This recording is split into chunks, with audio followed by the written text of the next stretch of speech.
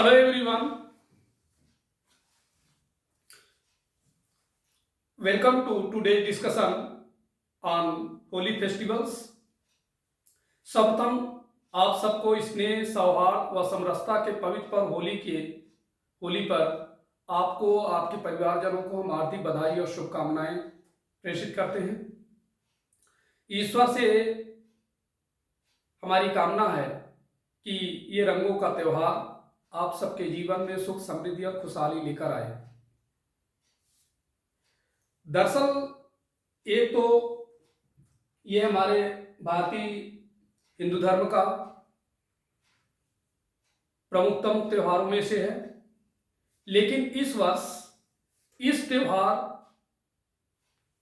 के ही दिन होली के साथ साथ रमजान का भी दिन था। और ये मैं देख रहा हूं कि कई दिनों से इस दिन को लेकर के, इन दोनों त्योहारों के मनाने को लेकर के बहुत ज़्यादा कंट्रोवर्सी हो रही है। और ये लगभग 64 साल बाद ऐसा दिन है जो कि एक ही दिन पे दोनों त्योहार मनाए जा रहे हैं। इसको लेकर के प्रशासनिक स्तर पर कई अलग व्यवस्थाएं हो रही हैं। प्रशासन को हिंदू मुस्लिमों में तनाव का फिक्र है। हालांकि भारत में होली सिर्फ हिंदुओं का त्यौहार नहीं रहा। यदि हम इतिहास पर नजर डालें तो मुगलों के जमाने में भी सबसे गरीब शख्स भी बादशाह पर रंग डाल सकता था। होली पर नवाब बड़े शौक से ठंडाई पीते और हरम में रंग खेलते थे। आज के दिन, आज के लेक्चर में इस पर हम विस्तार से चर्चा करेंगे कि मुगल बादशाहों और नवाबों के दौर में होली कैसे मनाई जाती थी। तो आप देख सकते हैं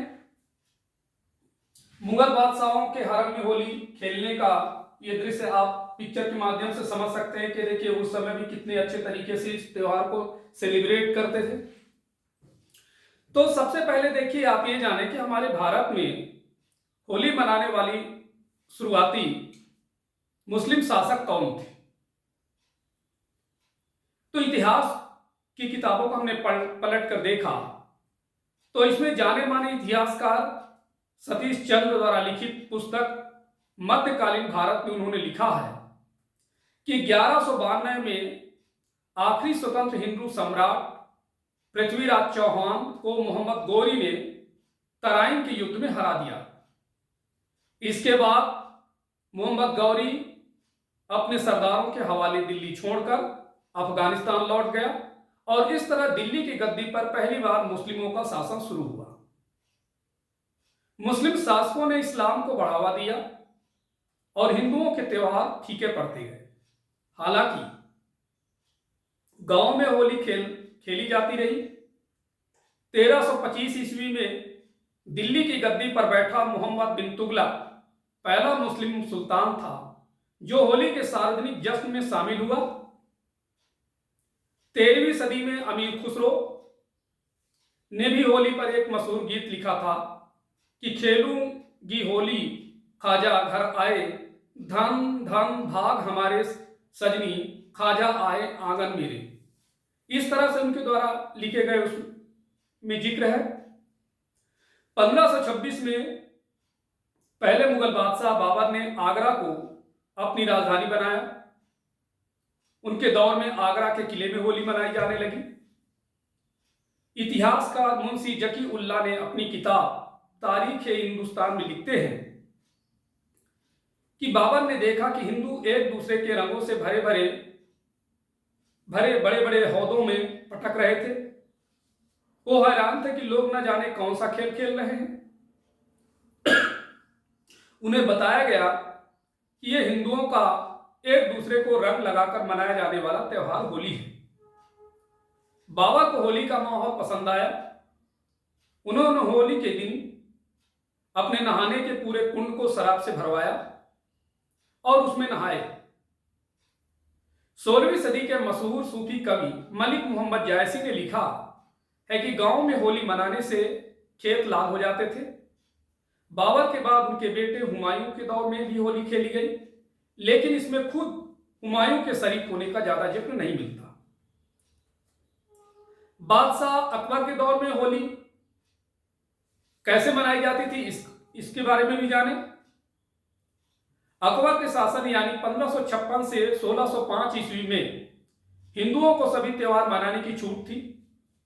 मुगलों के समय में 2 तरह के दरबार लगते थे, दीवान ए आम और दीवान ए खास। दीवान ए खास में शहंशाह के दरबार मंत्री और मनसबदार, अमीर और बाकी दरबारी लोग जुटते थे, जबकि दीवान ए आम में आम लोग जुटते थे। इतिहासकार आसिफवादी लाल श्रीवास्तव ने अपनी किताब अकबर द ग्रेट में लिखा है कि दीवान ए आम में टेसू के फूल से बने गुलाल, गुलाब जल और इत्र से होली खेली जाती थी। होली के दिन अकबर किले से बाहर भी आते थे और आम लोगों से मिलते थे। अबुल फजल की किताब आइन ए अकबरी के हवाले से इतिहास के मोहम्मद बताते हैं कि मुगल बादशाह होली का बेसब्री से इंतजार करते और रंग खेलने के लिए साल भर पिचकारी जैसी चीजें इकट्ठा करते थे। अकबर को भी ऐसी पिचकारियां इकट्ठी करने का शौक था जिनसे रंग दूर तक जाए।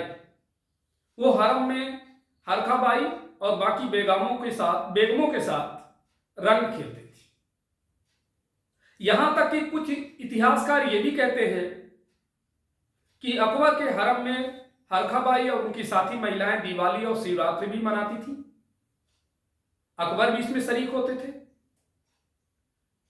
उनके समय के मशहूर कृष्ण भक्ति कवि रसखान, ये 1548 से 1603 के बीच की बात है, ने लिखा है कि आज होरी रे मोहन होरी, काल हमारे आंगन गारी दई आयो, सो कोरी अब के दूर बैठे मैया, ढींग निकासो कुंज बिहारी। तो ये तो देखिए उनके शासनकाल का था। इसी प्रकार से और भी मुगल बादशाह रहे। जैसे जब जहांगीर का शासनकाल आया तो जहांगीर के शासनकाल में भी ये आप पिक्चर के माध्यम से समझ सकते हैं कि जहांगीर अपने हरम में नूरजहां और बाकी औरतों के साथ होली खेलते हुए, यह मशहूर पेंटिंग ऑस्ट्रेलिया कैनबरा स्थित नेशनल म्यूजियम में रखी हुई है और इस पेंटिंग को उनके समय के मशहूर चित्रकार गोवर्धन ने बनाया था। तो आप इस चित्र के माध्यम से आप समझ सकते हैं। तो बादशाह जहांगीर के दौरान में ये 1605 से 1627 के बीच उनका शासन रहा। जहांगीर अपने महल में होली खेलते थे। संगीत में रुचि रखने वाले बादशाह जहांगीर होली पर महफिल लगाते थे। इतिहासकारों के मुताबिक जहांगीर आम लोगों के साथ होली नहीं खेलते थे, लेकिन उनके समय बादशाह का लाल किले की खिड़कियों से झांककर आम लोगों से बातचीत करने का चलन था। जहांगीर इन्हीं झरोकों से लोगों के रंगों में सरोबार होते हुए देखते थे। उनके ही दौर में होली को ईद ए गुलाबी और आब ए पासी कहा गया। आब पासी का मतलब है रंगीन पानी की बौछार करना। ईद की तरह ही लाल किले या किला ए मोहल्ला, जिसे शाही महल भी कहते हैं, में होली मनाई जाती थी। लाल टेसू के फूलों को उबालकर बने लाल रंग के पानी को हौदों से में भरा जाता था। अपनी किताब तुजु के जहांगीरी में जहांगीर ने होली के बारे में लिखा है कि माना जाता है कि होली साल का आखिरी दिन है जब सूरज मीन राशि में होता है। एक दिन पहले लोग गलियों में आग जलाते और एक दूसरे को रंग लगाते हैं। यह एक अद्भुत वक्त होता है। उसके बाद वे रंग छुड़ाकर साफ कपड़े पहनते हैं और बगीचों और खेतों में जाते हैं। अब सवाल यह उठता है, देखिए, कि क्या मुगल बादशाह इस औरंगजेब होली नहीं मनाता था इनके समय? तो आप समझ लीजिए कि जहांगीर के बेटे शाहजहां के दौर में भी होली खेली जाती है। शाहजहां को कैद में डालकर उसका छोटा बेटा औरंगजेब मुगल बादशाह बना। यह कट्टर इस्लामी शासक हिंदुओं के त्योहार मनाने के खिलाफ था। इसका जिक्र औरंगजेब के दरबार से जुड़े लेखक साकी मुस्तैद खान ने अपनी किताब माआसिर ए आलमगीरी के चैप्टर 12 में किया है। 9 अप्रैल 1669 को औरंगजेब ने अपने शासन वाले सभी 21 सूबों में हिंदुओं के मंदिर गिराने का आदेश दिया था। इस आदेश के बाद ही सोमनाथ, काशी विश्वनाथ समेत दर्जनों मंदिर गिराए गए। हिंदुओं की धार्मिक प्रथाओं और त्योहारों पर भी रोक लगा दी गई। सभी 21 सूबों में होली नहीं मनाई गई क्योंकि यह शाही हुक्म के खिलाफ था। इसके बाद औरंगजेब के बाद जो अगले मुगल बादशाह आए उनके समय के जानिए। औरंगजेब के बाद जो मुगल शासन कमजोर होता चला गया। दक्षिण में मुस्लिम शासकों की सल्तनतें काबिज थी। 1627 में बीजापुर के सुल्तान बने इब्राहिम आदिल शाह द्वितीय कला और संगीत में रुचि रखने वाले थे और धार्मिक सहिष्णु शासक थे। वह होली पर रंग खेलते और मिठाई बांटते थे। औरंगजेब के बाद मुगल बादशाह मोहम्मद शाह, अहमद शाह और आखिरी मुगल बादशाह बहादुर शाह जफर ने भी होली खेली। बहादुर शाह जफर के जमाने में होली किले और दरबार से बाहर सड़कों पर तक मनाई गई। उन्होंने अपने हिंदू मंत्रियों को सिर और गाल पर गुलाल लगाने की इजाजत दी थी। होली हिंदू महीने फाल्गुन की पूर्णिमा को मनाई जाती है और इस मौके पर उत्तर भारत में फाग कहे जाने वाले लोकगीतों का प्रचलन था। इतिहासकारों के मुताबिक बहादुर शाह जफर ने होली पर कई फाग लिखे और इनमें से एक मशहूर हुआ, क्यों मो पे रंग की मारी पिचकारी, देखो कुंवर जी दूंगी मैं गारी। यह एक उर्दू अखबार जाम जहानुमा ने 1844 में लिखा था। जफर के शासन में होली के लिए खास इंतजाम किए जाते थे। टेसू के फूलों से बने रंग से बादशाह परिवार और आम लोगों के साथ होली खेलते थे। और 19वीं सदी के शुरुआत में जनता का कवि कहे जाने वाले नजीर अकबरबादी का होली पर मशहूर गीत है, जब फागुन रंग झमकते हों तब देख बहारें होली की, जब इसके शोर खड़के हों अब देख बहारें होली की, पारियों के रंग झमकते हो तब देख बहारें होली की। ये मतलब आप समझिए उस समय का लिखा हुआ आज भी विद्यमान है। और होली के दौरान लाल किले के पीछे यमुना नदी के किनारे मेले लगते थे। किले से राजघाट तक भीड़ होती थी। डफली, झांझ और तुरही बजाई जाती थी। संगीतकार और कलाकार लाल किले के नीचे इकट्ठा होकर अपना हुनर दिखाते। नकलची बादशाहों और बेगमों की नकल उतारते। हरम की महिलाएं महल के झरोकों से ये नजारे देखती। बादशाह कलाकारों को इनाम देते थे। जफर के शासन के आखिरी दौर तक अंग्रेज भारत की सत्ता पर काबिज हो गए थे और उन्होंने जफर को रंगून मतलब जिसको वर्तमान में म्यांमार कहा जाता है में भेज दिया था, जहां 1862 में उनकी मौत हो गई। अब इसके बाद देखिए, आप इस पर भी देखें, ये तो मैं आपको बता दिया कि जहांगीर के बाद कैसे होते रहे, कैसे 1719 से लेकर 1748 तक होली खेलती थे। होली खेलते हुए कई चित्र आप देख सकते हैं। इसमें देख सकते हैं, खुद आपको पिक्चर से ये स्पष्ट हो रहा कि महल में दौड़ते हुए दिखाया गया। अब पीछे उनकी बीवी बादशाह बेगम पिचकारी लेकर चलते दिखाई दे रही है, तो ये आप समझ सकते हैं। और इस तरह से देखिए, ये जो है बोधलियन लाइब्रेरी यूनिवर्सिटी ऑफ ऑक्सफोर्ड में ये पेंटिंग है। और इसी प्रकार से देखिए, महिलाओं के साथ होली खेलते हुए आसफुद्दौला या पेंटिंग के माध्यम से समझ सकते हैं। ये भी पिक्चर से क्लियर होता है। तो इस तरह से देखिए, मुगलों के अलावा नवाबों के दौर में भी होली मनाई जाती थी। कैसे मनाई जाती थी इसके बारे में भी मैं आपके सामने जिक्र रखूंगा। कहा तो यह जाता है कि लखनऊ के नवाब सआदत अली खान और आसफुद्दौला होली की तैयारियों में करोड़ों रुपए लगा देते थे। मशहूर शायर मीर तकी मीर ने 1748 से लेकर 1797 तक अवध के चौथे नवाब रहे। आसफुद्दौला के होली खेलने पर ही होली गीत लिखा कि होली खेले आसफुद्दौला वजीर, रंग सोबत से अजब है खुर्द ओ पीर। यानी माना जाता है कि नवाब सआदत होली पर तवायफों की महफिलें सजाते और उन पर सोने के सिक्के और कीमती रत्नों की बौछार करते थे। 1856 तक अवध के आखिरी नवाब रहे साजिद अली शाह कला प्रेमी थे। उन्होंने गायन की ठुमरी शैली को लोकप्रिय बनाया।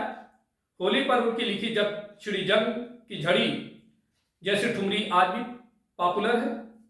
उन्होंने एक ठुमरी में लिखा है कि मोरे कान्हा जो आए पलट के, अब के होली में खेलूंगी डट के।